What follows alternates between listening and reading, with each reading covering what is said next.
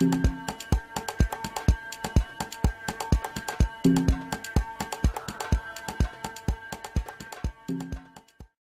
behalf of Project Direct, we're going to start our lessons on Black history with our students opening up different and historical events. Enjoy. Ray Jefferson. I'll be telling you guys all about the Middle Passage. What was the Middle Passage? The Middle Passage was a journey undertaken by slaves, ships from West Africa to the West Indies in the early 1500s. How did the Middle Passage start? The Middle Passage was part of the Atlantic slave trade, where many Africans from Africa will be transported by ships to come to America. Types of conditions the slaves had to face during this horrible time. Conditions on slave ships were so bad that many slaves decided they would prefer to die and tried starving themselves by refusing to eat or by jumping overboard. Those who refused to eat would be whipped or force-fed by traders. Men had to be chained together, women and children were chained together but had little space. The ship was crowded that they couldn't move because they were chained into their positions. Many slaves became seasick. The slave deck was a stinking mass of human waste. Slaves also developed stores where their chains had rubbed their skins. They had festering wounds, often with maggots eating away their flesh. Other types of conditions. Men, women, and young girls were raped. Those who died from being whipped or had a disease would be thrown overboard and eaten by sharks. Many slaves became too depressed or to eat or function, eventually due to loss of freedom, family security, or their own immunity. And as you see by the pictures right there, you see slaves are being pushed or swimming in there. And then for this one there, you see how they're being chained.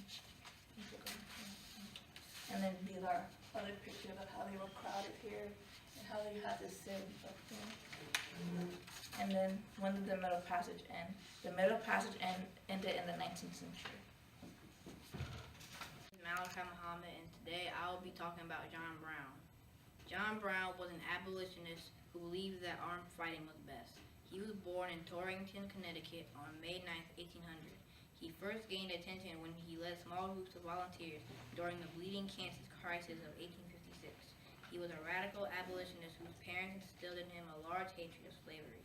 At age 50, he became a conductor of the Underground Railroad. For slavery, many Africans were shipped from Africa to America. Slavery was a system in which individuals who were black were sold and bought as property to Americans who were white. In the 1900s, black people were treated like animals because of their skin. Many black people wanted to run away since they got to America. If they were caught, they would be whipped or killed. Some of them were sold to different places and never saw their families ever again.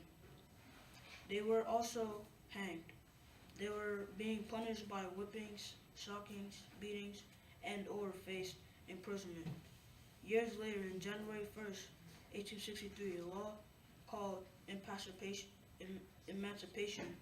Corporation was passed, and blacks were freed, and slavery ended. Muhammad, and today I will talk to you about lynching. Lynching is a pre-immediate extrajudicial killing by a group. It is most often used to characterize informal public executions by a mob in order to punish an alleged transgressor or to an immediate group. It is an extreme form of informal group social control, such as cavalry, riding the rail, and tearing and feathering, and often conducted with the display of public spectacle for maximum immediance. It is to be considered often conducted with the display of public spectacle. It is to be considered an act of terrorism and punishable by law. Instances of lynchings and similar mob violence can be found in every society.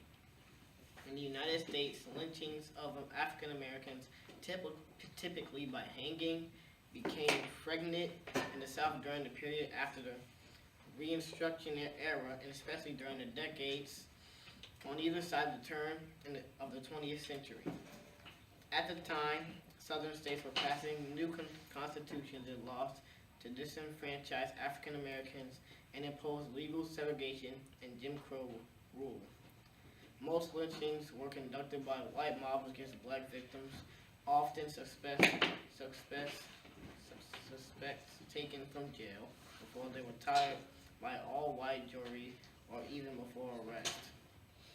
The political message, the promotion of white supremacy and black powerlessness was an important element of the ritual.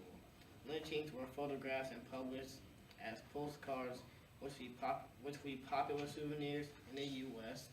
to expand the intermediates of the acts. Victims were sometimes shot, burned alive. Agents were also lynched. The South had the states with the highest total numbers of lynching. Etymology. The origins of the word lynch are obscure, but it likely originated during the American Revolution, which took place in the 1700s. The verb comes from the phrase lynch law, a term for punishment without trial.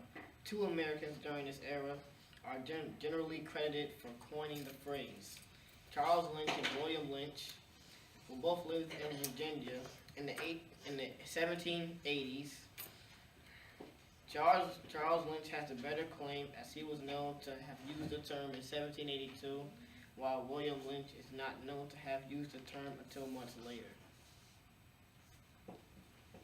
That's it. Mr. Leah Simpson, and I'll be talking about Jim Crow. In the U.S. history, any of the laws that enforced racial segregation in the South between the end of Reconstruction in 1877 and the beginning of civil rights movements in 1950s.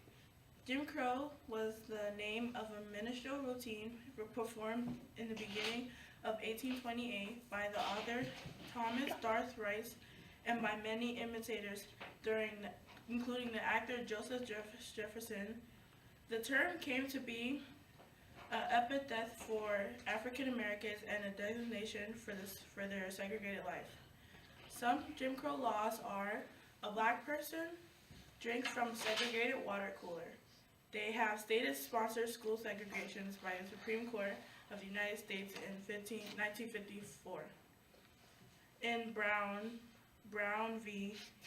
Board of Education. In my opinion, I think that the Jim Crow laws are unfair and treated African Americans like criminals because of this disadvantaged system of segregation. I believe the effects of the Jim Crow laws are still existing today. Some examples are a white Starbucks manager called the police to enforce a pair of African American men after one asked to use the bathroom before he purchased a drink. Another woman called the police on a black family that was grilling food for a picnic.